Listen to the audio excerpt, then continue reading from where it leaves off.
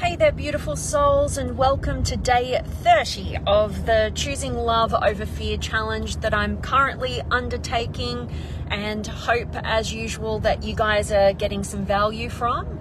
And today I'm going to talk to you guys, well, happy Valentine's to you guys who are celebrating it today.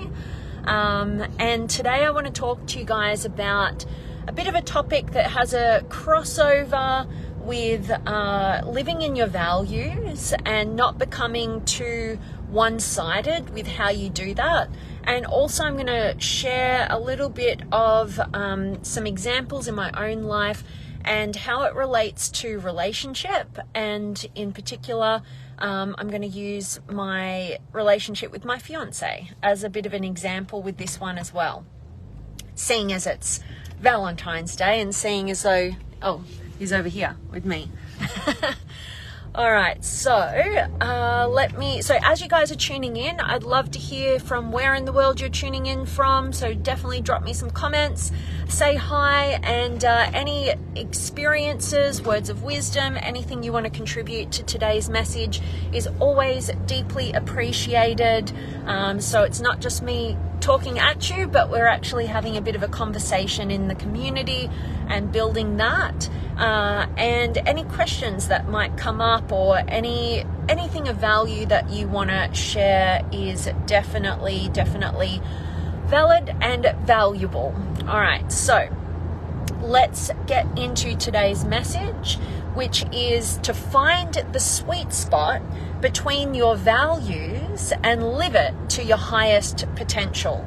All right, so I was just doing some journaling this morning, and I asked myself a question, and the question was something along the lines of, you know, what one thing in my life right now, like what one challenge in my life right now, if I was to solve it, would kind of be the linchpin in terms of helping me to live in my potential and kind of allow me to kind of just experience my highest potential and liberation in the other areas. All right, and so that's really what I was focused on, and what came to me was actually the same reason why my engagement ring is a really meaningful shape and representation in my life. And so if you notice it, it's like the Vescus Piscis, it's the center of two circles, right? So if you were to draw two circles, that little part that crosses over in the middle is really meaningful, and it's why my engagement ring is represented like that.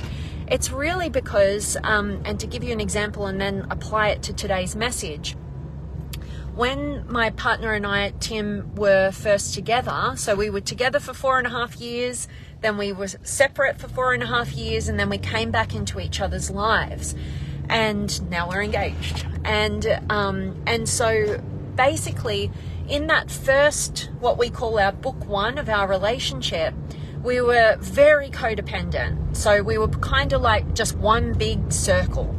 Everything we did together, right? We ran our business together. When we coached couples, we would be there together as a couple, coaching a couple or whoever we were coaching. We'd do literally everything. We're kind of inseparable. And, you know, when you're in a relationship and, you know, you're really in love with somebody, or there's infatuation, all of that stuff, it's a tendency to want to gravitate to that degree. But it landed us down the timeline at a place where we actually needed to go our separate ways and develop our own independence so that we could become more whole individuals. And why this is really significant and meaningful is that when we came back into each other's lives, we came back as two whole circles of our own, with a beautiful crossover in that midpoint, which is basically like how we enhance each other's lives and what we bring to each other's lives, right?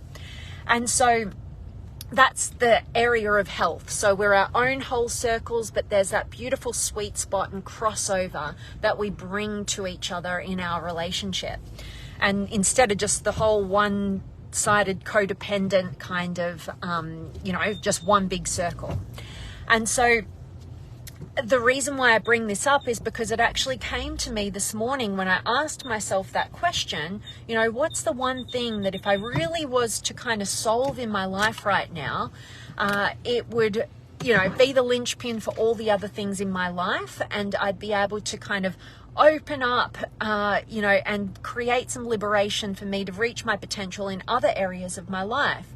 And it really came down to me between these two different areas, which I've been navigating for a while, and particularly over this last year. It's like, how do I find and live in all of those things that enliven and inspire me the most, right? That's one big circle, right? All those things that absolutely set my heart on fire, I'm inspired by, I'm enlivened by. And also, how do I, you know, also incorporate how I contribute to others, right? And there's a sweet spot in there, right? What other people may need or want from me, but how do I, instead of just being just doing all the stuff I want to do and in no connection or contribution to others, right? And not losing myself in just the whole circle of just doing everything to contribute to others, but what's that sweet spot?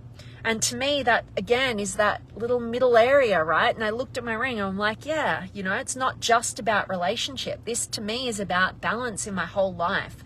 It's a symbol of reminding myself every day, you know, am I staying true and connected to what enlivens and inspires me? And because it's such a high value of mine to contribute and be in connection with others, can I not lose myself to that, or just be all about what I want to do, but find that sweet spot in the middle where what enlivens and inspires me really contributes to others, right? And this is the linchpin for me in my life, and it's in all of the areas of our lives, right? It's not just about being one-sided and just going into, you know, one direction in our lives, but actually finding where those crossover points are in each of our values. And I'd love to talk more deeply on this and support you on this one. Maybe we might come back to another topic, but I've literally got 2 minutes to get in the door to the gym right now. But I hope that me just sharing this with you guys helps to just kind of get you thinking about where you might be a bit one-sided in your life or codependent in an area. It doesn't have to be a relationship. It can be in any area of your life where you might be just overdoing it at the expense of another area.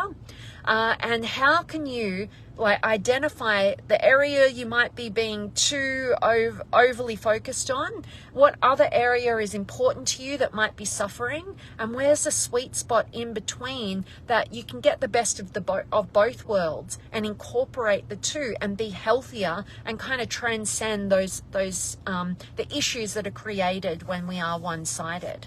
All right, so I hope that gets you thinking, and as I said, happy Valentine's to you guys who are celebrating that today. But I've got Arisha, good evening to you. Good morning from Australia. Judith in the house, and Juan. Hello to you, Judy. And Arissa and Jamal and Kobe. Awesome to see each and every one of you guys here. Hope today's message serves you. And if you do catch a recording, still drop some comments. I love hearing from you, and I'd love to hear your experiences. Maybe just investigate which area of your life are you maybe a bit over codependent with, one-sided with, and you've just become one big circle, and you need to create some balance and some freedom and some liberation and some health for yourself by finding that sweet spot between not only that area of your life but another area.